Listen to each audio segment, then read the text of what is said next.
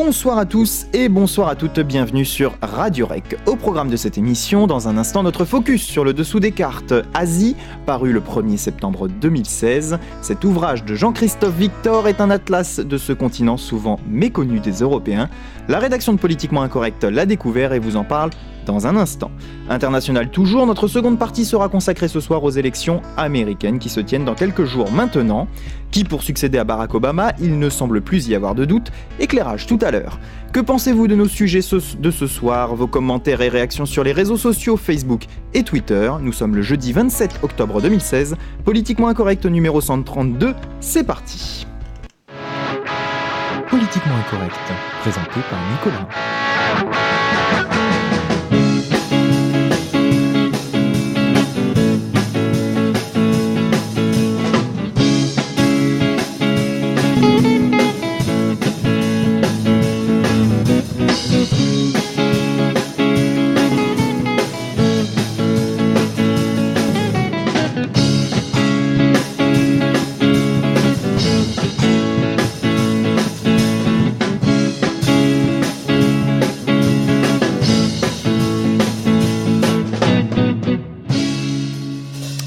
Et avec moi ce soir, j'accueille Hugo. Bonsoir Hugo. Bonsoir. Et Marc. Bonsoir Marc. Bonsoir Nico. Et nous accueillons pour la première fois ce soir Nicolas. Bonsoir Nicolas. Bonsoir.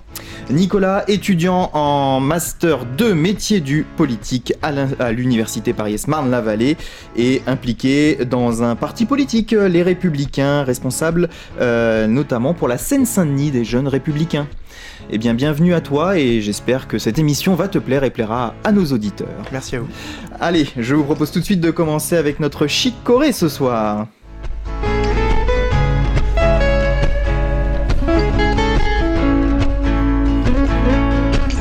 Et pourquoi Chic Corée? Je vous l'explique tout de suite. C'est parce qu'Hugo l'année dernière était en Corée du Sud et que ce soir il va nous revenir sur un livre donc sur l'Asie. J'en parlais en introduction et c'est pour ça qu'on avait intitulé l'année dernière la rubrique d'Hugo Chic Corée. Le problème c'est qu'il en a fait qu'une seule de rubrique, mais bon, c'est pas grave. L'Asie pour 24,90€, 144 pages. C'est un atlas que nous vous présentons ce soir. Jean-Christophe Victor propose un dessous des cartes focalisé sur la géopolitique de l'Asie. L'auteur est spécialiste du continent et il y a beaucoup voyagé. Il prétend connaître les odeurs, couleurs, fleuves, paysages.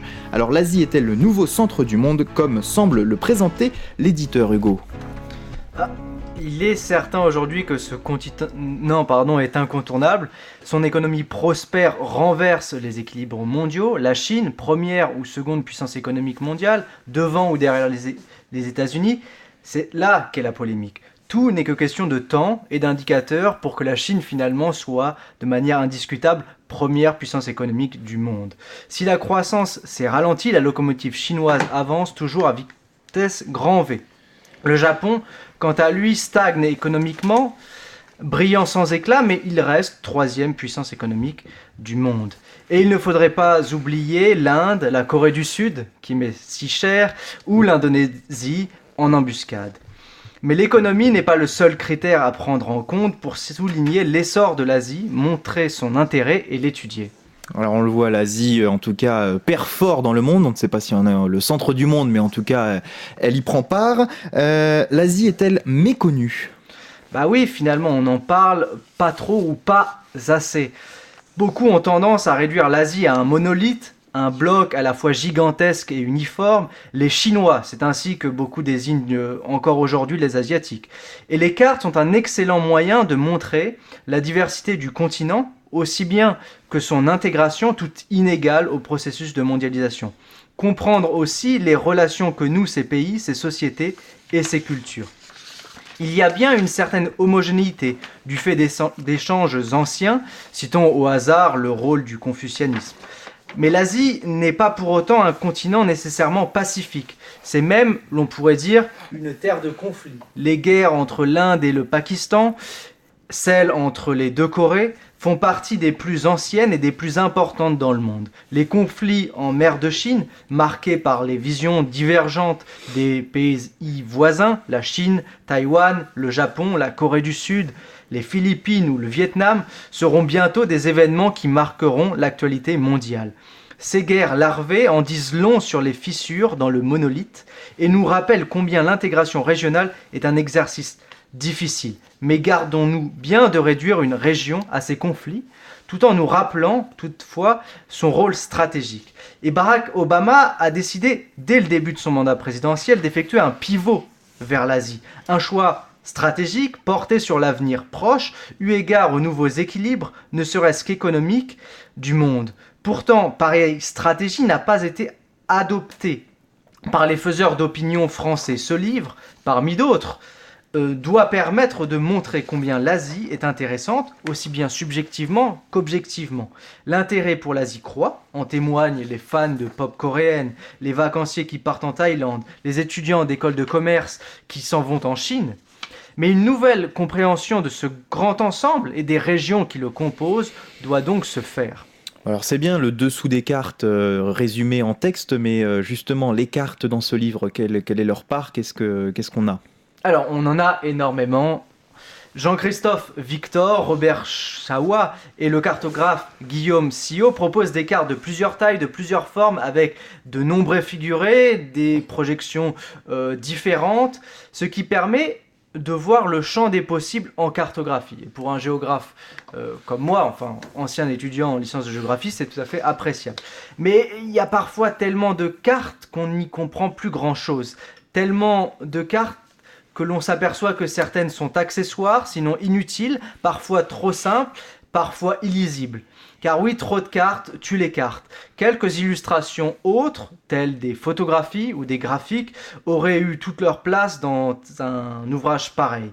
Et surtout, je pense que l'on peut regretter l'absence de cartes synthétiques, les cartes de synthèse notamment que l'on étudie au lycée.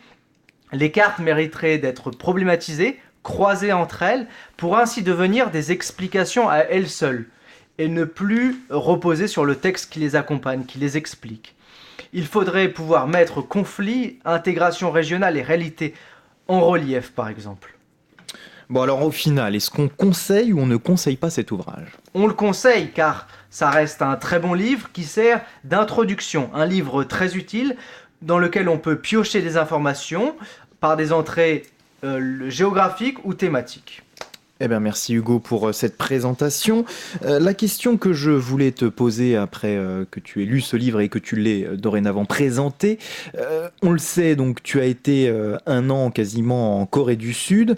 Et ce livre sur l'Asie reflète-t-il réellement ce que l'on trouve en Asie? Y a-t-il des petites choses que tu as remarquées qui ne seraient pas forcément, enfin qui seraient des approximations, des petites choses à contester? Enfin, comment est-ce qu'on le perçoit quand on connaît ne serait-ce qu'un minimum le continent asiatique?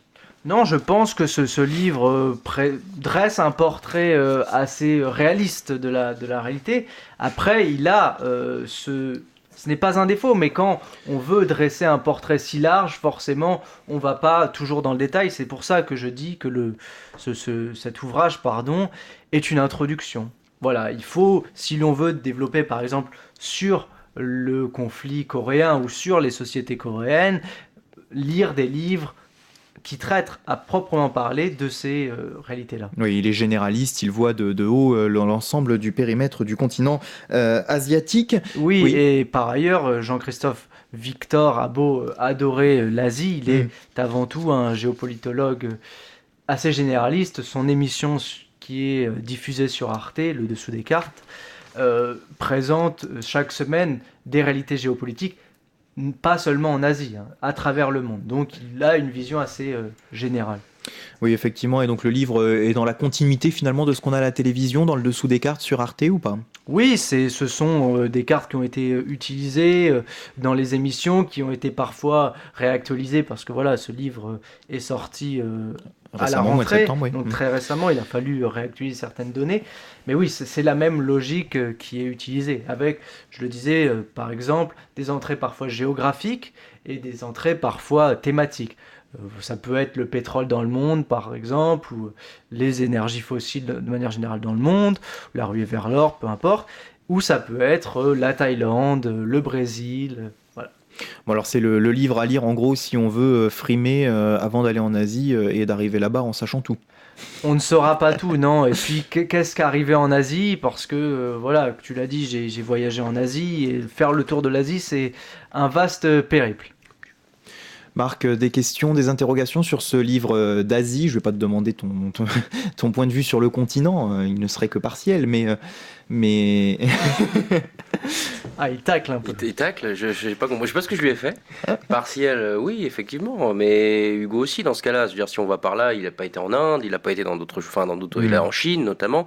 Enfin bref, il manque des choses. Bon, il a fait beaucoup plus de choses que nous, donc Il me du point de vue de l'empirisme, du point de vue non, mais du Le point de retour vue du bâton. Non, du point de vue empirique, il est vrai qu'Hugo a plus de légitimité pour y avoir vécu et avoir voyagé, évidemment. Non, moi je me pose la question simplement de la réalisation parce que j'ai pas un amour fou pour les cartes. Pourquoi? Parce que le but d'une carte en soi, c'est avant tout de proposer une lecture qui est objective certes, mais surtout qui est une lecture qui résume la situation pour qu'elle soit comprise tout de suite du premier coup d'œil. C'est le piège d'une carte parce qu'effectivement, si on voulait, on pourrait faire des dizaines et des dizaines de cartes sur le même sujet. Le problème, c'est qu'avec trop d'informations, justement, rien n'est lisible. Justement, je pense pas que c'est trop de cartes, tu les cartes. C'est que justement, si on met trop sur une carte, rien n'est lisible. Et donc, c'est le problème fondamental des cartes. Et je pose aussi la question, c'est vrai que Hugo a parlé de l'Asie. Moi, quand on parle de l'Asie en tant que continent, j'ai quelques réticences. Pourquoi? Parce que la diversité est telle, à mon avis, du point de vue culturel aussi, mais surtout du point de vue économique, dans le sens où effectivement la Chine, le Japon, l'Inde sont les moteurs économiques, et à l'intérieur même de ces régions-là, je veux dire, où on parlait justement de la Chine comme première puissance économique, c'est vrai si on la compare à la parité en pouvoir d'achat. Sinon, les États-Unis sont toujours au-dessus, c'est-à-dire que vous avez toujours la lecture classique de l'économie au sens large, et de fait les États-Unis sont devant. Par contre, ramené à ce que vaut l'argent et à ce qui est produit par l'argent, la Chine est devant. Donc j'ai beaucoup de mal à dire l'Asie est ceci, l'Asie est cela, comme au motif je dirais l'Afrique est comme ci, l'Afrique est comme ça, parce que vous avez des pays qui sont moteurs, vous avez des pays qui sont dans des phases de tension, d'autres pas. Citer l'année de Pakistan, on aurait pu me citer la Chine. Si on va par là, effectivement, vous avez trois Chines, donc vous avez une division importante, vous avez également l'idée de la division qui est toujours présente. On parle de Taïwan, aujourd'hui on parle de Taïwan parce qu'on fait référence à la Chine, mais là, Taïwan c'est avant tout le lieu où justement les nationalistes se sont reclus après la défaite post-Seconde Guerre mondiale par les communistes et donc ou par Mao Zedong. Donc effectivement, vous avez des mondes qui sont divisés, vous avez des particularités, des particularismes aussi, parce qu'effectivement, si on regarde juste la Chine, Hugo a cité le confucianisme, on aurait pu parler effectivement du côté très spirituel de la Chine. Je veux dire, aujourd'hui, on ne comprend pas qu'un dictateur soit encore au pouvoir, que la Chine puisse être un moteur économique en étant en même temps une dictature. On sait très bien aujourd'hui, par les écrits qui ont été faits là-dessus, que le chef du parti est aussi un chef quasi spirituel, quasi presque religieux, si on va dans le sens du fait religieux. Donc voilà, il y a des choses à préciser, il y a des choses à comprendre de manière, et c'est pour ça qu'il y a eu raison de parler d'introduction, parce que je pense que la vulgarisation est une bonne entrée, mais ce n'est pas l'entrée globale qui prend en compte les particularismes pour le coup. Oui, je pense que c'est une mise en bouche un peu, voilà, pour ceux qui ont un intérêt pour l'Asie ou une curiosité pour ce continent, cette région du monde, peu importe comment on veut bien la nommer. Ça peut être un livre intéressant parce que voilà, c'est une sorte de marchepied vers des lectures un peu plus difficiles, un peu qui simplifient moins la réalité et qui vont dans le détail, comme tu le disais. Pour revenir sur le fait qu'il y ait trop d'informations dans une carte, je pense que c'est le contraire qui se passe dans ce livre, parce que à force de vouloir simplifier, on propose parfois des cartes où il manque des informations.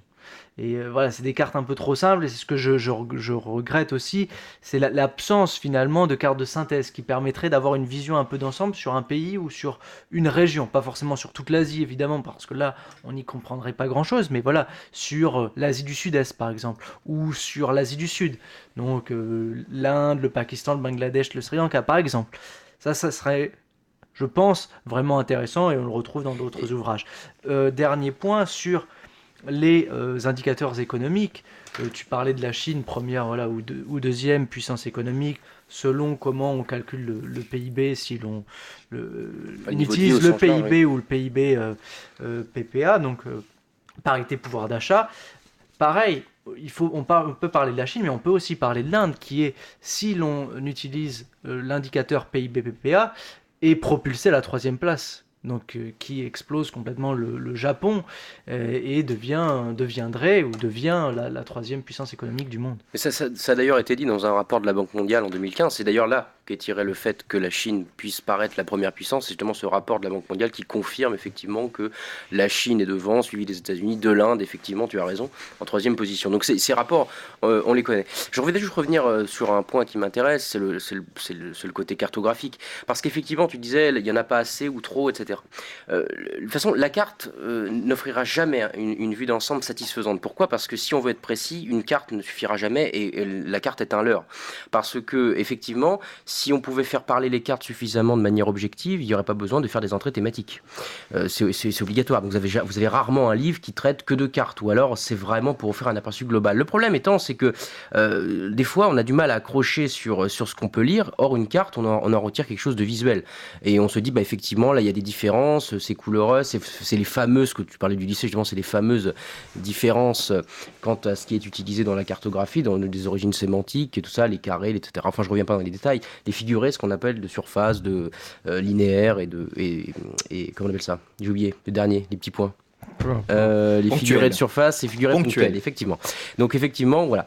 Non mais j'arrête de dire voilà, mais tout ça pour dire, tout ça pour dire plus sérieusement que les cartes sont vraiment à l'heure. D'ailleurs, le principe d'une carte au départ, si on fait un peu d'histoire, je m'arrêterai là, le principe d'une carte n'est pas d'offrir quelque chose qui résumerait une situation. La carte a toujours une visée stratégique au départ, c'est pour faire la guerre. Donc effectivement, une carte au départ n'a pas pour objectif d'offrir une connaissance globale sur un sujet. C'est une connaissance spécifique sur un type particulier de sujet, sur la carte, sur la topologie, sur les enjeux spatiaux, etc.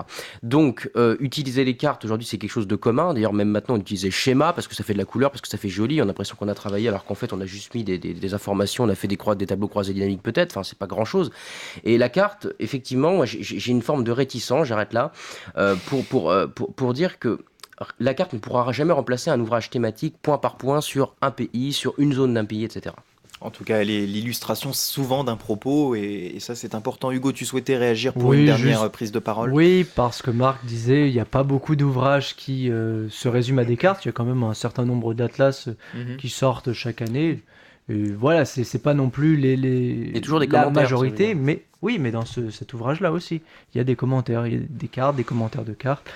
Mais voilà, les atlas existent et ce sont des ouvrages qui sont majoritairement composés de cartes. Mais souvent les commentaires sont là pour expliquer justement les limites de la carte. C'est souvent ça qui est utile dans un commentaire, c'est qu'effectivement, si c'est visible, il n'y a pas besoin de le dire. Or, il faut aller plus loin pour comprendre ces chiffres-là, et ne serait-ce que pour l'économie. Si on a une carte sur l'économie, on peut dire la Chine est avant, les États-Unis sont avant, mais après on peut expliquer pourquoi. Voilà. Donc il y a toujours des commentaires qui expliquent les limites propres d'une carte. Mais je ne les lis pas. Messieurs, vous parliez. Je ne les nie pas, pardon. Oui. Vous parliez de mise en bouche pour ce livre. Eh bien, ça tombe bien puisqu'on va parler élections aux États-Unis maintenant. Quelle transition. Je ne sais pas si tu fais une référence au petit scandale sexuel de Donald Trump, mais... Ah non, je parlais de George Bush.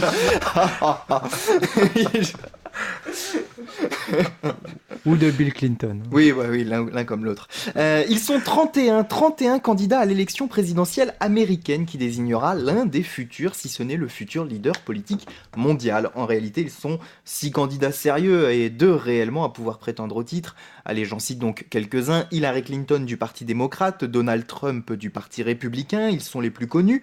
Mais on retrouve donc également Gary Johnson du Parti libertarien, Jules Stein du Parti vert, Darrell Castle du Parti constitutionnaliste, Evan McMullin, un candidat indépendant, ancien agent de la CIA et ancien conseiller du Parti républicain à la Chambre des représentants.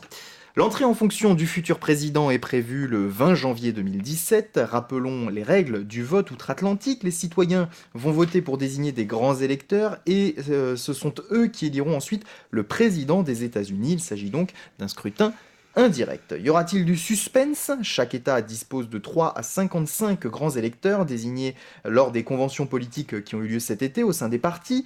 Ceux-ci ne peuvent pas faire partie du Congrès ou être membres du bureau fédéral. Dans la plupart des États, toutes les voix sont accordées aux candidats arrivés en tête. Ainsi, si Clinton, par exemple, arrive en tête en Californie, elle possède les 55 grands électeurs de cet État, de quoi faire rapidement les calculs une fois les dépouillements effectués dans chaque État. C'est ainsi qu'un score très serré entre 2 candidats attribue tous les candidats tous les grands électeurs, pardon, à un même candidat, à l'exception du Maine et du Nebraska qui partagent les postes entre le premier et le deuxième, par exemple. Voilà pour les quelques explications. Alors, messieurs, et je vais peut-être commencer par Nicolas, puisque tu n'as pas parlé sur la première partie, mais question très simple, est-ce que vous allez passer une nuit blanche du mardi 8 au mercredi 9 novembre prochain ? Probablement pour plusieurs raisons. Déjà, je suis un passionné de la politique américaine et aussi de la vie américaine des États-Unis, mais aussi parce que c'est une élection qui va avoir un impact sur les politiques à la fois françaises et européennes. Donc je pense que c'est important qu'on y attache un peu d'importance. Donc oui, probablement je ne dormirai pas cette nuit-là. Je pense que Marc, lui, va bien dormir, par contre, si je me trompe pas. Oui, je dormirai très bien. Je vous rassure, je dormirai très bien. Bon, Hugo, je termine le tour de table. Tu vas faire une nuit blanche ou tu vas te concentrer sur tes doux rêves ? C'est quel jour? Ce sera un mardi, du coup. Ah, je pense que je dormirai, ça serait plus sage parce que sinon je ne vais pas travailler le lendemain et je pense que. Ça aurait été un samedi soir, t'aurais fait nuit blanche, je Oui, le sans sens, doute. je le sens. Bon, Pour d'autres raisons.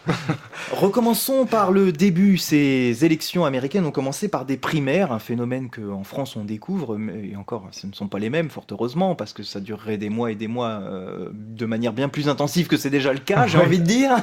Mais voilà, les primaires ont commencé aux États-Unis. Le casting final de nos deux grands finalistes, si on peut dire, on ne cache, enfin, on fait aucun secret et on ne fait pas de mystère. Clinton-Trump, j'ai presque envie de dire qu'il n'y a maintenant plus qu'une finaliste d'ailleurs, mais bon, ça on y reviendra.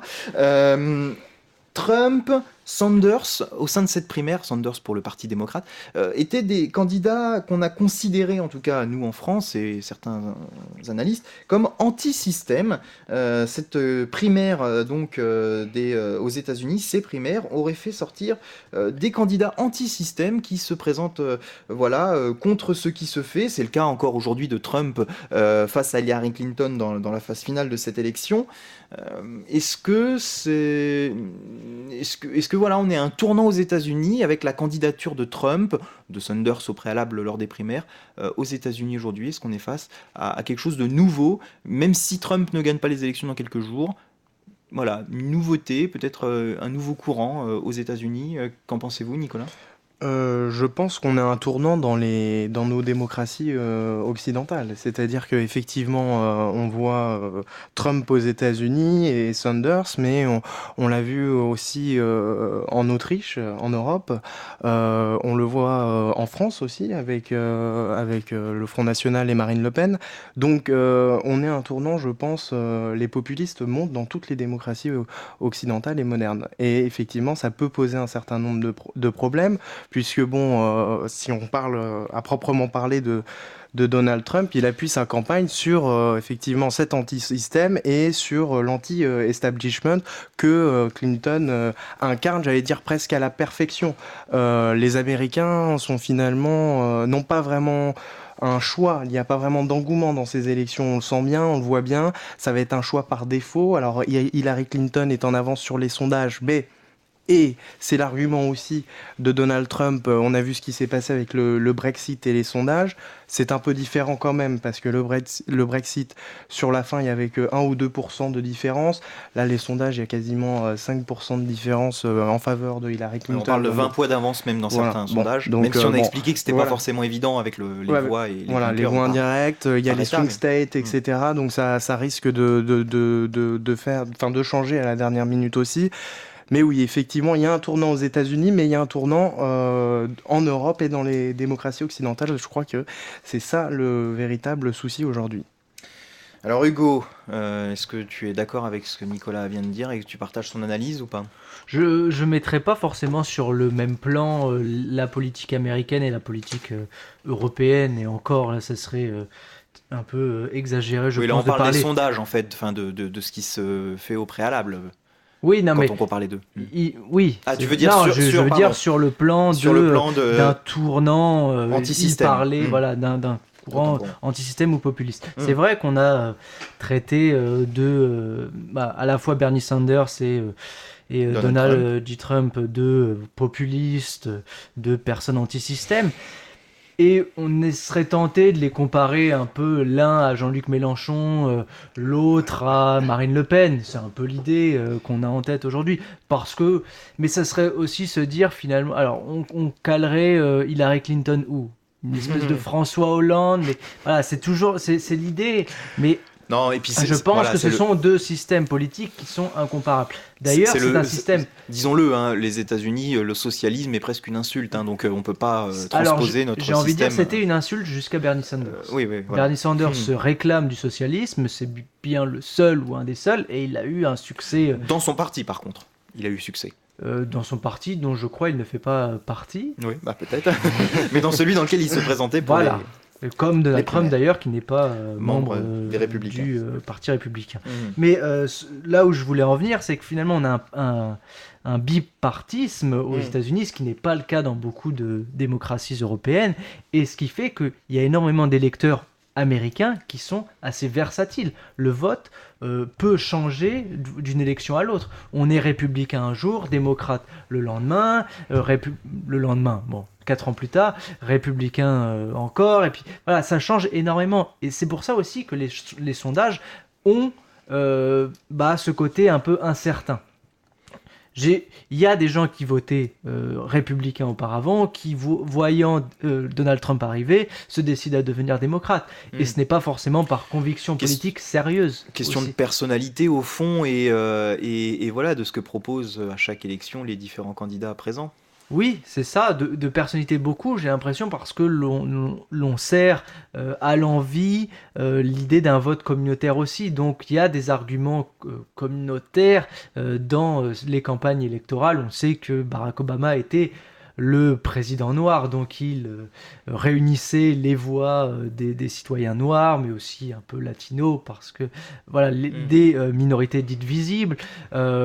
Hillary Clinton est aujourd'hui la candidate. La première, même s'il y en a une autre, assez minoritaire, mais voilà, la vraie première candidate aux élections présidentielles aux États-Unis, et donc elle rassemble très très largement, et c'est impressionnant, le vote des femmes. Donc là aussi, il y a des enjeux comme ça que l'on ne retrouve pas à cette échelle en France et en Europe par ailleurs. Alors Donald Trump, on le sait, il a beaucoup, il a fait l'unanimité contre lui vis-à-vis de ses propos tenus souvent, que ce soit des propos actuels ou des propos du passé qu'on fait ressortir, hein, vive les médias et l'internet. Et du coup, il y a une forme d'anti-Trump qui est sortie, qui ressort. Alors aujourd'hui en Europe, je veux dire, depuis qu'on voit Donald Trump, de toute façon, en Europe, il est mal perçu. Aux États-Unis, il a quand même une part d'adhésion. S'il fait 40%, voire 50%, voire plus de 50% des voix lors de l'élection, c'est que une partie des gens le supportent ou supportent derrière lui les républicains sans vraiment le supporter. Voilà, aujourd'hui, il y a des gens, et il y a même des démocrates qui, des gens qui se disent d'habitude démocrates, qui le soutiennent pour X raisons. Aujourd'hui, cet anti-Donald Trump, il est quand même présent malgré tout aux États-Unis, avec des gens au sein des républicains qui s'en vont en courant, quoi, qui disent ah non, il y a d'autres élections derrière, on ne soutient plus Donald Trump et ses propos, Nicolas. Il y a eu un exemple frappant, c'est le sénateur très connu d'Arizona, McCain, qui a retiré son soutien à Donald Trump alors suite aux propos concernant les femmes et aux scandales sexuels. Alors c'est pas les seuls scandales qui touchent Trump, mais je veux pas faire du Trump machine. Il paye pas ses impôts, etc. Bon, il a trouvé une niche fiscale à la limite aux États-Unis, c'est moins une insulte qu'en France. Et je veux dire aussi, il a des casseroles, mais Hillary Clinton aussi en a. Et ça, c'est important. C'est pour ça que je le disais, les Américains, ils vont voter par défaut. Et je pense que c'est important de le dire parce qu'elle a les affaires des mails qui se sont fait pirater. Elle a mis des mails officiels sur un serveur privé, ce qui ne se fait absolument pas pour la sécurité de l'État. Il y a l'affaire avec la fondation Clinton aussi, où il y a des conflits d'intérêts. Donc voilà, les Américains sont dans une situation un peu compliquée. En France, alors je veux pas faire encore un parallèle parce parce que c'est vrai que, mais on a tendance à le faire. Sur l'âge aussi des candidats, nous on en parle beaucoup avec Alain Juppé, etc. Eux, ils en parlent pas, mais ils ont pas vraiment le choix en fait. Ils ont leurs deux potentiels leaders dans cette campagne sont assez âgés. Ils sont proches de 70 ans, donc il n'y a pas non plus de renouvellement politique chez eux. Et ça peut être aussi une question, une problématique. Pourtant, les Républicains, ça fait 8 ans qu'ils sont pas au pouvoir. Le bilan de Barack Obama, il est quand même mitigé. Moi, je me souviens de son discours, ne serait-ce que sur l'international, par exemple, son discours en 2009 au Caire, où il souhaitait donc la paix entre Israël et la Palestine. C'est quelque chose qu'il n'a pas réussi à faire. Bon, ça ne doit pas être le seul acteur non plus, hein, dedans on est d'accord.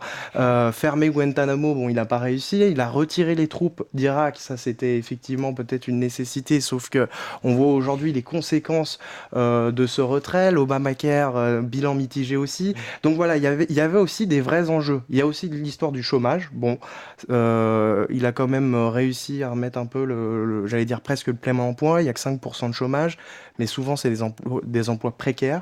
Donc d'ailleurs, Donald Trump joue là-dessus. Donc voilà, il y avait des enjeux pour le Parti républicain et malheureusement, je pense que le candidat qui a été choisi n'était pas le bon, hein. Je vais reprendre les propos d'un ami qui est le vice-président du GOP France, Marouane Bazi, qui ne soutient pas Trump, hein, pour autant, et il dit finalement Trump c'est un peu le troll de la politique. Il n'a pas su saisir les vrais enjeux et les vrais sujets de son propre parti. Il les incarne pas en tout cas. C'est marrant parce que en entendant parler de ces affaires américaines, on entend effectivement, on voit nous en tant que Français ce que c'est que d'avoir des candidats embourbés dans des affaires diverses et variées ou de ne pas s'en sortir avec leur politique. Pour le coup, il y a un parallèle qui est le même, enfin qui peut se faire. Hugo, on le disait, Barack Obama aujourd'hui. Quand on écoute les médias français, je pense à France Info ou à d'autres, on entend que Obama, il est plutôt plébiscité, surtout sa femme d'ailleurs en ce moment, hein, tout il est beau, tout il est content. C'est vrai que son bilan, si on le regarde, il n'est pas spécialement, il n'est pas excellent. C'est-à-dire que c'est un bon bilan, il a sauvé la face, il a avancé des petites choses, il n'a pas réussi à faire tout ce qu'il voulait faire, ou en tout cas ce qu'il avait annoncé faire. Voilà, aujourd'hui, le bilan, il est contrasté malgré tout. Mais Obama, ce qui est fascinant, c'est que c'est le personnage qui, justement, est fascinant et qui fascine jusqu'au journalisme. C'est un excellent communicant. L'homme a fait campagne, la première, avec Stephen Ferret, je crois, plus connu sous le nom d'Obey, avec l'affiche que l'on connaît, Hope. Donc ça marque. Et ça marque jusqu'à 8 ans après, et son bilan a beau être mitigé, l'on retient finalement l'image d'un président cool, image qui est par ailleurs aujourd'hui reprise au Canada par Justin ou Justin Trudeau, peu importe que l'on vienne du Québec ou d'ailleurs. Mais voilà, je pense que l'image il transcende le bilan. Et après, le bilan, c'est vrai il est mitigé, mais il est mitigé aussi parce que le mandat, surtout le deuxième mandat, était pas mal haché ou fermé, entre guillemets, par les conditions politiques qui se présentaient face à Obama, c'est-à-dire sa minorité au Congrès. Donc à partir de là, il n'y avait plus rien qui pouvait passer, il n'y avait plus moyen d'avancer aucun pion. Marc, le bilan de Barack Obama à l'international et peut-être en particulier en Afrique, qu'est-ce qu'il en est dit? Est-ce qu'il est intervenu? Est-ce qu'il a été... J'ai même envie de te demander, est-ce que de ton point de vue sur le coup, il a été un bon président ou est-ce que sa position pose des questions? Alors oui, il y a beaucoup de choses qui ont été dites. Là, vous avez accentué sur le côté très politicien et même le côté plutôt national. Alors moi, c'est vrai que cette sphère-là, je la maîtrise pas. L'autre sur le côté national. Je ne t'interroge pas dessus. Sur le côté national, à vrai dire, les réformes nationales, je pense qu'il y a peut-être que les Américains qui peuvent vraiment juger de l'évolution, malheureusement. Donc je vais pas me positionner. Par contre, voilà. Merci Nico pour cette parfaite transition. Sur l'international, j'allais dire que Obama a changé sans changer parce que qu'est-ce qu'il a fait de plus? Alors on parle souvent de discours de Caire, comme quoi du Caire, parce que comme quoi ça serait une évolution, etc. Moi, je veux bien que les accords d'Oslo aient été un échec, que Sadat est mort avec cette idée-là, le Rabin s'est fait tuer, justement, tué par un extrémiste juif un an après les accords du Caire suite à ces accords-là. Donc, les deux grands, on va dire, sont partis. Je veux dire, après, ceux qui avaient essayé de faire ces accords de paix, ça n'a pas fonctionné. Ça fait 40 ans. Comment ? Ça fait 40 ans quand même. Plus de 40 ans donc. Oui, non, mais en soi, oui, mais si on peut remonter un petit peu plus haut, je veux dire, les accords d'Oslo en soi dénotaient quand même une certaine forme d'avancée. Jusqu'avant les accords comme David et autres, on avait quand même une forme d'avancée. Aujourd'hui, malheureusement, les choses n'avancent plus. Et Obama est piégé dans une forme où il est obligé justement de maintenir cette situation, cette région-là du Moyen-Orient sous une tutelle américaine, parce qu'effectivement, il sait très bien que l'instabilité serait cause de dégénérescence pour les intérêts américains.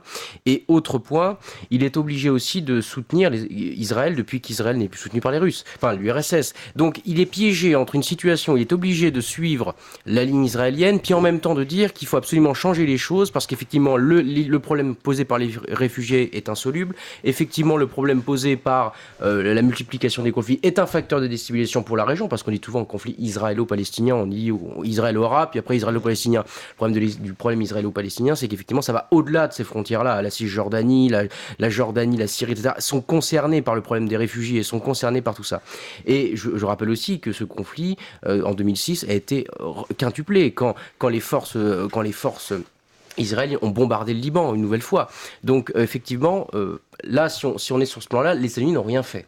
Mais parce qu'elles sont piégées entre l'adhésion et justement la motivation d'une stabilité propre à la région. Parlons en Afrique. En Afrique, Obama est dans la droite lignée de ce qu'on pourrait appeler, mais avec une petite particularité, la droite lignée d'Eisenhower. Eisenhower disait qu'effectivement aujourd'hui le Moyen-Orient serait un enjeu pour les États-Unis à l'époque, et aujourd'hui on voit bien que c'est l'Afrique. C'est-à-dire qu'on sait très bien aujourd'hui que l'Afrique est, j'allais dire, l'antichambre des États-Unis sur le plan énergétique, sur le plan des richesses et autres. Donc Obama fait de l'Eisenhower version moderne, c'est-à-dire il sait très bien aujourd'hui qu'il va falloir passer d'une sphère à l'autre, tout en maintenant quand même les intérêts. On voit bien que les intérêts changent. L'Iran, qui était un adversaire depuis la reddition du Shah avec l'ayatollah Khomeini, puis après comment il s'appelle ? J'y arrivais, celui qui l'a remplacé en Iran, qui est plus là, Ahmadinejad. Voilà. Donc, et maintenant, hop, les passerelles changent. Je veux dire, le Moyen-Orient est marqué de ça, justement, des changements d'alliance, comme l'Égypte de Nasser n'était pas l'Égypte qui suit avec Sadat et autres. Donc, les cartes changent, mais la volonté de stabilité est toujours là. Mais l'Afrique, par contre, dans le Golfe, dans l'Afrique des Grands Lacs, l'Afrique interlacustre, les États-Unis ont pris le relais. Et c'est ça qui est intéressant, c'est ça dont on ne parle jamais. Parce que la Grande-Bretagne, la France en Afrique, c'est fini. Qui aujourd'hui ont des intérêts là-bas ? La Chine, les États-Unis et Israël, essentiellement. Ces trois puissances-là. Donc, les États-Unis sont encore une fois dans cette droite lignée, et on sait très bien les partenariats qu'il peut y avoir entre Israël et les États-Unis alors je sais pas du poisson, hein, mais en Afrique notamment pour des intérêts énergétiques et de ressources. Mais voilà, alors, Obama, moi sur le plan international, on dit souvent que ça a été mieux. Alors oui, il y a plus l'Afghanistan, oui, il y a plus d'autres choses. Enfin, il y a eu des avancées comme ça, mais l'Afghanistan, le mal est déjà fait. C'est-à-dire qu'effectivement, maintenant, le pays est exsangue, les talibans, donc ces étudiants dans la religion, si on va dans la traduction, sont toujours là, ça déstabilise le pays, etc. Ça ne règle pas aussi le problème des moudjahidines dans d'autres régions. Enfin bref, vous avez eu un monde qui a été déstabilisé par les forces américaines. Et la meilleure façon aujourd'hui n'est pas de reconstruire, comme en Irak, parce qu'on sait très bien que l'Irak a été détruit et puis reconstruit par les banques américaines, enfin par les entreprises américaines, mais le mal est déjà fait. Donc moi je pense que la stratégie américaine est peu à peu de se détacher du Proche-Orient, ou de renverser les cartes, notamment avec l'Iran, pour après se réfugier dans cet avenir, cet Eldorado, cette ruée vers l'or, dont tu parlais Hugo, qui est l'Afrique, tout simplement, l'Afrique subsaharienne, dans laquelle justement tout reste à construire, malgré des conflits.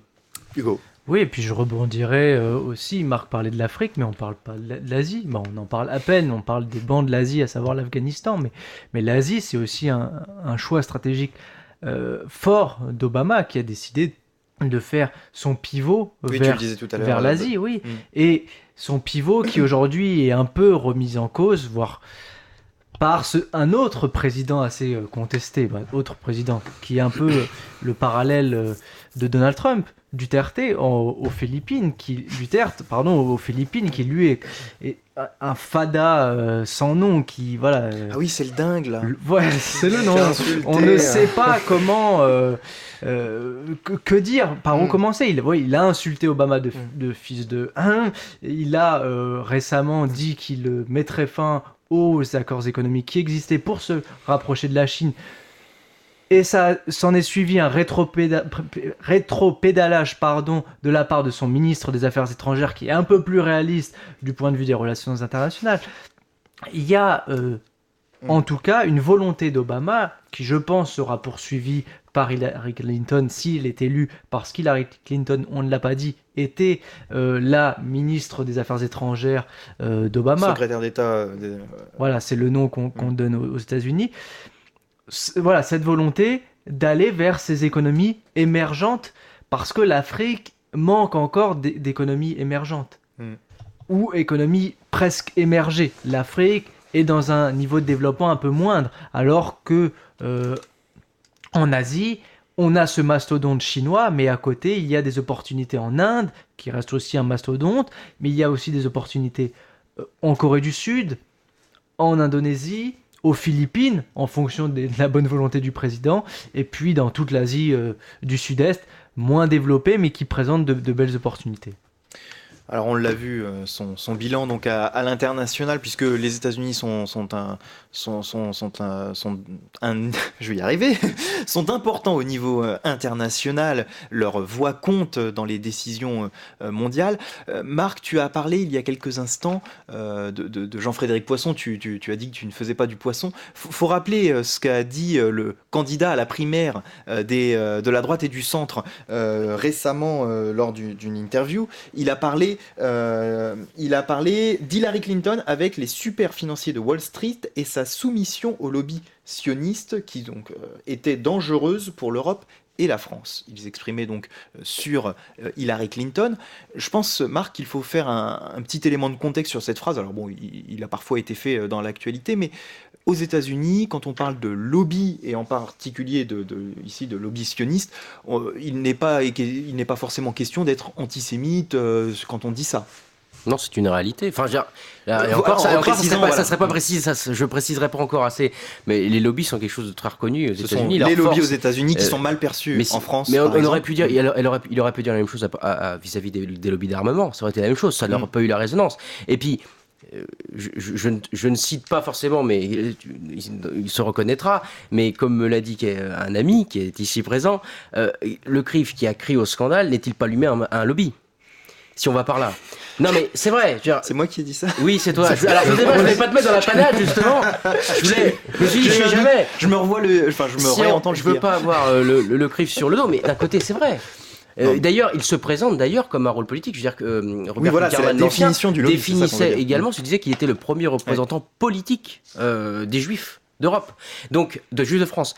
Et effectivement, là, on ne comprend pas bien. Les représentants juifs, voilà, c'est ce qu'avait dit Mélenchon très justement. D'ailleurs, il dit effectivement, les citoyens juifs ont leurs représentants, ils sont au Parlement, ils sont au Sénat, etc.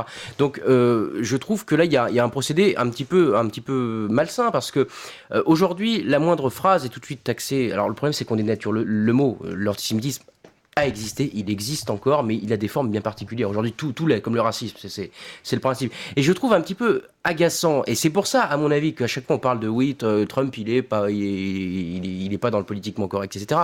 Mais il y en a aussi un peu marre, justement, non pas de la langue de bois. Je dis pas que Trump dit des choses que tous les Américains pensent ou que tous les Européens pensent, pas du tout. Je dis juste qu'il devient un petit peu scandaleux aujourd'hui et agaçant au plus haut point d'à chaque fois qu'on sort quelque chose, de tout de suite être rangé d'un côté ou de l'autre. Alors d'un côté c'est oui il est bien, il est progressiste, il a dit des bonnes choses, il est pour le droit des femmes, évidemment c'est défendable. Mais d'un côté quelqu'un qui va dire oui effectivement moi je suis contre ces lobbies là, je suis contre les étrangers, etc. Tout de suite c'est du racisme. Quand on est contre les étrangers, on n'est pas raciste. Foncièrement, on est xénophobe. Donc arrêtons. Moi, ça m'énerve à chaque fois. Et c'est le jeu, finalement, de toute cette sphère médiatique qui m'agace. À chaque fois qu'il y a un mot plus haut que l'autre, on va le catégoriser, on va faire la une dessus et dire vous avez vu ce qu'il a dit, vous avez vu ce qu'il a fait. Alors justement, moi ça tendance à m'agacer et je suis désolé. La phrase de Poisson, après il s'est bien défendu et puis c'était, je crois à son honnêteté. Effectivement, c'est quelque chose de classique. On sait que l'IPAC aujourd'hui est une force impressionnante aux États-Unis, comme d'autres lobbies. Donc je ne vois pas là où est le problème. Moi, c'est plus le problème des lobbies qui pose question que plus des lobbies avec l'objectif sioniste ou armement, etc.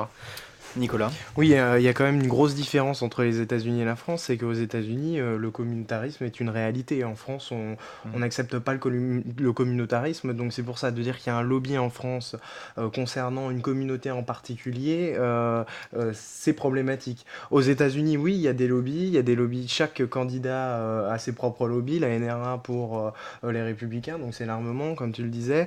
D'ailleurs, Donald Trump aussi, il dénonce les lobbies de Hillary Clinton. Énormément. Bon, maintenant, je pense que c'est quand même maladroit de parler de lobby sioniste en France. Aux États-Unis, oui, ça n'est pas une erreur, c'est un fait, mais en France, c'en est un. Donc, Oui, voilà. il s'est exprimé un peu sur un sujet sans faire attention et derrière, du coup, il s'est fait reprendre par la patrouille. Lui qui n'a pas forcément trop l'habitude de s'exprimer dans les médias, même si quand on fait de la politique comme ça, on a l'habitude, mais peut-être pas d'être exposé autant en tout cas. Alors, il faut préciser quand même que Poisson est en lui-même un représentant d'un lobby finalement, Oui. parce que lui c'est le représentant du Parti chrétien-démocrate. Donc bon, c'est peut-être dans ce contexte-là aussi qu'il s'exprime. Lui, s'il se reconnaît comme étant un lobby, sans doute pour ça qu'il a dû parler de lobby sioniste, je ne sais pas. Hugo. Oui, non, moi c'est peut-être le terme de sioniste qui Oui. me dérange un peu. Rappelons peut-être. Je sais pas pourquoi il a utilisé celui-ci plutôt que. Rappelons la définition de ce terme quand même rapidement, qui permet de recontextualiser, parce que quand on parle d'antisémitisme, de sionisme, les gens se mélangent les pinceaux. Oui, alors le sionisme, c'est cette volonté politique de créer un État d'Israël. Donc l'anti-sionisme, c'est le refus de cette volonté-là. Et donc c'est aujourd'hui ceux qui refusent l'existence d'un État israélien. Oui, puisqu'il existe cet État. Puisqu'il existe depuis, 48. Enfin, il existe. Depuis, oui, voilà. Il existe de jure. De facto, c'est pas reconnu par tout le monde. C'est justement ça la grande. Mais c'est vrai. Bien sûr, non mais tu as raison. Il y a des antisionistes reconnus puisque l'État n'est pas reconnu par tout le Il n'est monde. pas reconnu par tout le monde, il est reconnu par la communauté internationale par ailleurs. Petite précision, c'est pas pour faire de l'histoire et pour amener ma science, c'est juste que le sionisme en soi, c'est pas 1947 ou 48. C'est pas ça.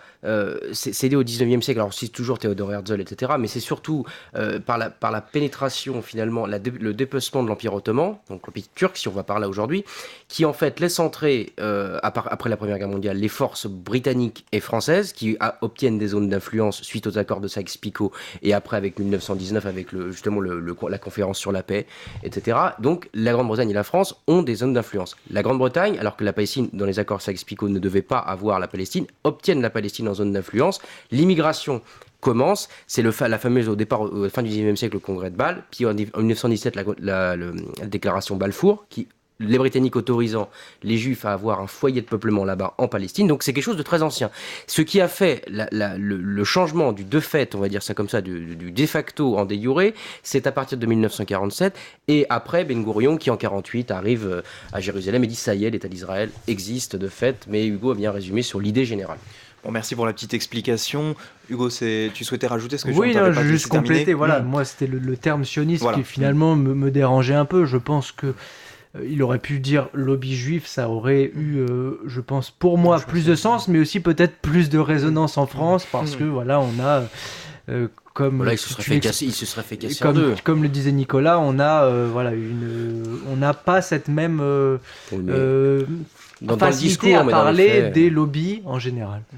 En tout cas, les élections aux États-Unis, elles, ont débuté en réalité, puisque certains électeurs ont commencé à voter. Il y a des votes par anticipation, lorsque l'on est encarté notamment. Et ces votes annoncent d'ores et déjà un bel écart entre Hillary Clinton et son concurrent Donald Trump. Alors projetons-nous un petit peu dans ce nouveau mandat qui va s'ouvrir. Quels sont les les grands enjeux finalement ce mandat. Est-ce que c'est la paix dans le monde? On le sait que le terrorisme n'épargne ni la France, ni les États-Unis, n'épargne pas beaucoup de pays finalement. Est-ce que c'est le climat, l'économie avec, on le disait, le chômage, le travail? Voilà, aujourd'hui, Hugo, quels sont un petit peu les grands enjeux de ce quinquennat n'importe quoi, de ces 4 ans de mandat à venir, et peut-être 8, parce que c'est vrai que assez souvent les candidats, les présidents américains font 8 ans finalement. Oui, Ils sont que 2 aujourd'hui à pouvoir repostuler parce qu'ils n'ont pas fait les 8 ans. Non, c'est vrai que tu as commencé à citer des thématiques qui vont être, qui sont présentes dans les programmes des candidats et qui vont du coup, par ricochet, être présents tout au long des 4 ou 8 ans, on verra. Déjà, ce qui est marquant, c'est le rôle de la politique étrangère dans la campagne. De la politique étrangère dans laquelle j'inclus d'une certaine manière l'immigration, parce que c'est lié. Les polémiques nombreuses de Donald Trump autour des migrations à la fois mexicaines et moyen-orientales, incluant donc la crise des réfugiés, sont assez parlantes. Contextualisant, Donald Trump veut élargir le mur qui sépare aujourd'hui, d'une certaine manière, les États-Unis et le Mexique. Il veut faire un mur sur, je crois, la moitié de la frontière, ce qui a un coût colossal. Les murs, on en construit à l'appel aujourd'hui, des murs qui séparent des pays, on en construit. Ça a un coût astronomique et ça a des effets sur les migrations pas toujours probants. Sur les migrations, sur les réfugiés plus exactement, là aussi je pense que les États-Unis sont quand même assez épargnés, ils sont loin du Moyen-Orient. Géographiquement parlant, ils ont quand même un océan qui les sépare, c'est pas rien, c'est pas la Méditerranée, c'est pas voilà, l'océan Atlantique. Et donc, de fait, ils n'ont pas le même rapport que les Européens. Et je trouve, du coup, les propos de Donald Trump assez légers. Ça ne veut pas dire qu'il ne faut pas, voilà, des contrôles sur les migrants qui rentrent, sur les réfugiés, mais il a cette tendance à caricaturer. Il avait traité notamment les Mexicains de violeurs, tout simplement, et d'assassins. Bon, voilà, ça se passe de commentaires. Sur l'environnement aussi, ça a son rôle parce que l'on a signé récemment le traité de Paris. On va rentrer bientôt dans la COP22, au Maroc. Et Donald Trump, lui, veut se défaire de ce traité assez historique que l'on a signé au Bourget assez récemment. Parce que c'est une personne qui nie le réchauffement climatique, et il a notamment déclaré que c'était une invention des Chinois pour faire un boom économique. Voilà, ce serait mettre une épine dans le pied des États-Unis que d'inventer ce concept-là. Voilà, parmi les citations. On peut se demander si parfois il est sérieux ou s'il fait de l'humour. Oui, et de manière aussi surprenante sur le plan économique. On le sait, il est très protectionniste. Oui. Il veut notamment, encore une fois, sur la Chine, augmenter de manière drastique les droits de douane, ce qui n'est pas forcément en adéquation avec les accords économiques qui existent, notamment ceux de l'OMC. Mais voilà, il a cette vision de protéger l'économie américaine, la redynamiser, réindustrialiser, faire de grands projets. Et puis, ce qui m'a surpris aussi, c'est qu'il propose de créer un salaire minimum fédéral. Le salaire minimum, on pense en France que ça n'existe pas aux États-Unis, ça existe, mais au sein des États, les deux candidats veulent instaurer un salaire minimum à l'échelle fédérale, c'est-à-dire à l'échelle de tout le pays, mais avec des salaires différents. Je crois que celui de Trump est à $7, si je ne dis pas de bêtises, quand celui d'Hillary Clinton est à 12. De l'heure. Oui, pas de la journée quand même. Mais alors que Bernie Sanders lui proposait $15. Donc, d'accord. Voilà, et ça c'est assez surprenant. Je pense que ça m'a quand même surpris de sa part. Il a quelques idées comme ça. Il propose aussi sur le plan social, pour finir, il propose des congés maternité payés mais il propose tout de même, je crois, la moitié de ce que propose Hillary Clinton. Donc, il essaye de satisfaire un peu quand même le vote, d'avoir le vote des femmes. Ça aussi, on y revient. Il essaye, ou peut-être est-il mal compris finalement, et avec toutes les phrases qu'il a, peut-être qu'on en oublie son programme derrière toutes ces interventions. Nicolas. Les phrases et les frasques. Ouais. Bien sûr. Alors, je voudrais juste revenir sur... Un beau titre d'émission, ça, des phrases et des phrases. C'est vrai. Je voudrais juste revenir sur un point. Alors, c'est au début, peut-être 8 ans. Bon, c'est mon avis personnel. Je ne pense pas que Hillary Clinton fasse un mandat de 8 ans, enfin 4 et puis 4 ensuite, pour la simple et bonne raison qu'elle prépare déjà le terrain pour Michelle Obama. Je dis ça parce que son budget de campagne est très élevé. Ça n'a rien à voir avec les budgets de campagne français. C'est pas de Dominique Ballion derrière non, ça. Voilà, mais ça, je sais pas. Non, c'est 1 milliard son budget de campagne et c'est assez exceptionnel. Elle a décidé d'investir dans des États qui votent traditionnellement républicains. Donc, quand on sait qu'un État vote démocrate ou républicain, le candidat adverse n'y met pas les pieds, ne va pas investir. Il parle carrément d'investissement dans ces États-là. Ce serait perdre du temps et de l'argent. Or, Hillary Clinton, elle a fait non pas le chemin inverse, j'allais dire forte de son avance dans les sondages. Elle a décidé de préparer le terrain pour Michelle Obama, donc la femme du président actuel, notamment en Arizona.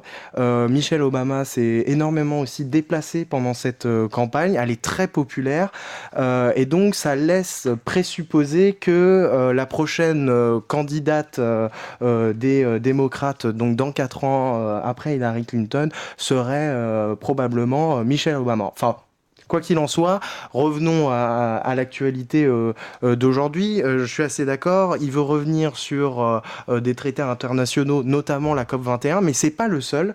Il a dit qu'il souhaitait que les États-Unis quittent l'OTAN. Alors ça, c'est quand même assez extraordinaire qu'un candidat américain, quelle que soit sa couleur politique, puisse sortir, j'allais dire presque une aberration pareille.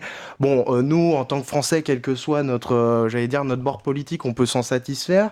Enfin, certains s'en satisferont en tout cas, mais quand on est aux États-Unis, dire qu'on veut sortir de l'OTAN, ça me paraît totalement ubuesque pour la simple et bonne raison que c'est le hard power de la puissance américaine. C'est les bases réparties dans le monde entier. C'est quand même assez flagrant. Sur l'immigration, alors c'est vrai que c'est aussi un enjeu. On n'en a pas parlé, tu l'as évoqué tout à l'heure, Nicolas, c'est Gary Johnson. Alors lui, il prend un peu tout le monde à rebrousse-poil. Il peut faire quand même la différence dans cette élection parce qu'il est crédité de 10% dans les sondages. C'est la première fois qu'un candidat autre que républicain ou démocrate peut remporter un État. Lui, ce serait le Nouveau-Mexique. Donc c'est l'État dans lequel il a été gouverneur. Donc il représente donc le Parti libertarien. Et lui, en ce qui concerne l'immigration, il est totalement, j'allais dire, libéral. Il veut l'ouverture des frontières, donc il va totalement à rebrousse-poil, j'allais dire, de Trump. Et il a récupéré une partie de l'électorat, on en parlait tout à l'heure, de Sanders. L'électorat de Sanders, c'était énormément les jeunes.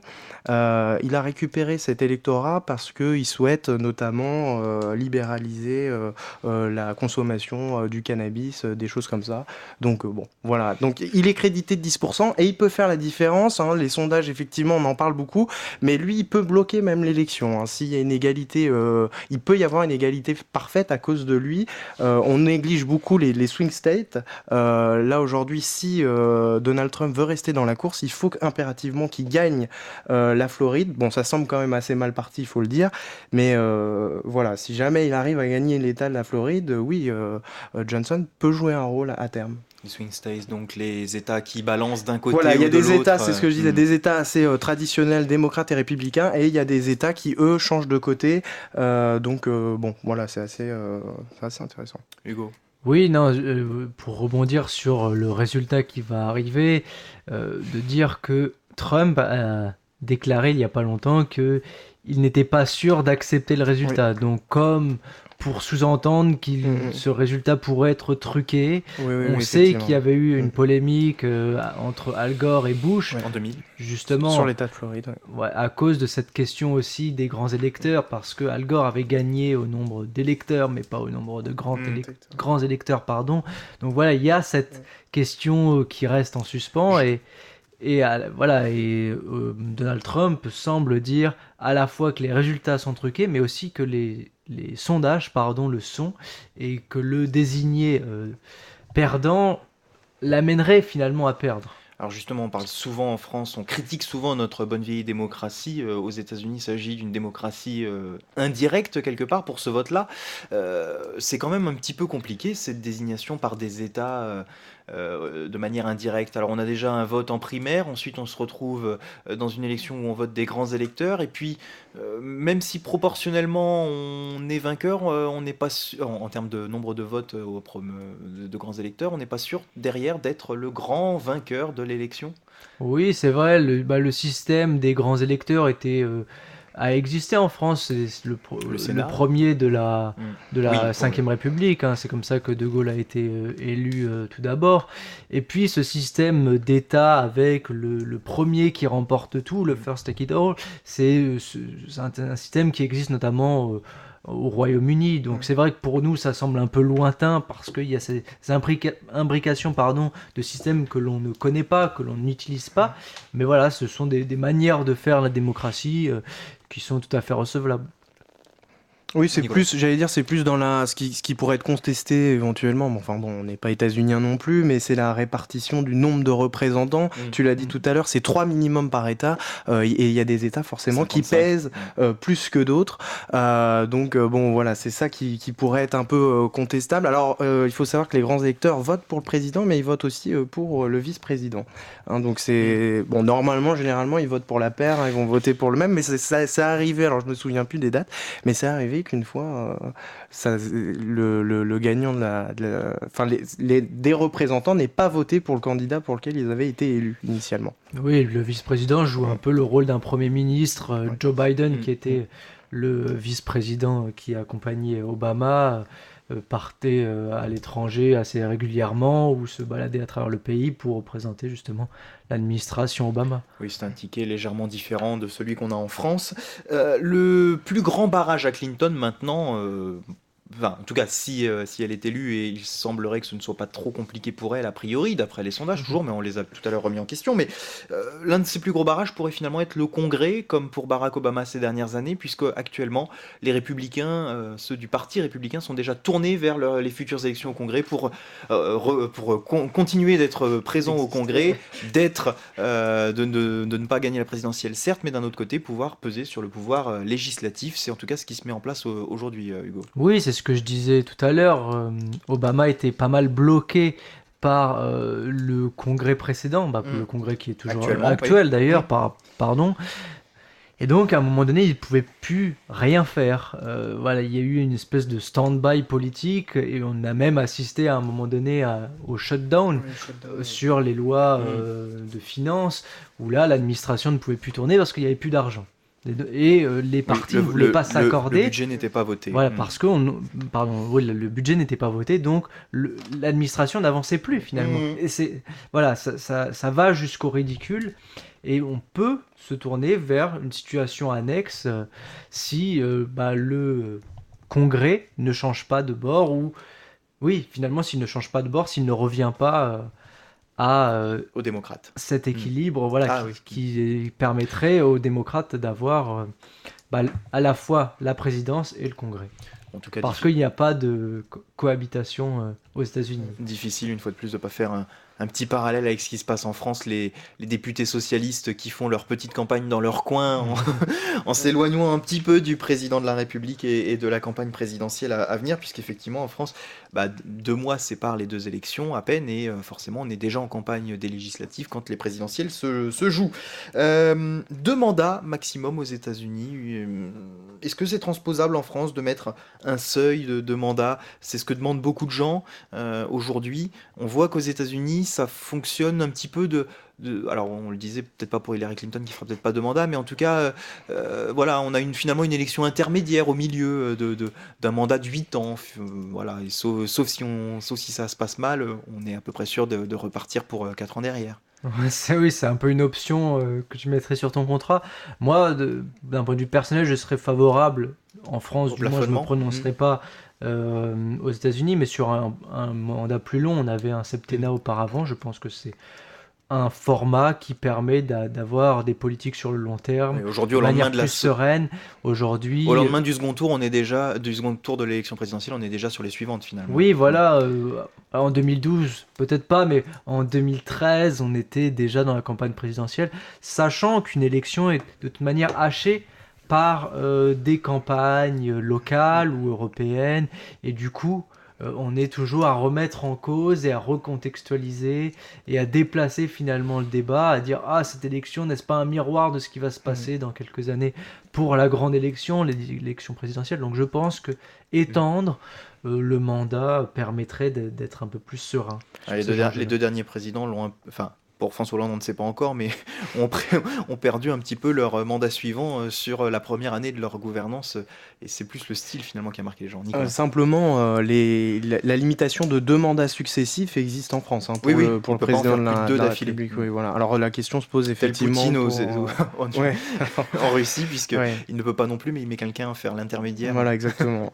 Mais bon, la question se pose effectivement pour les législatifs. C'est un débat qu'il y a parmi les candidats des primaires d'ailleurs. Donc bon.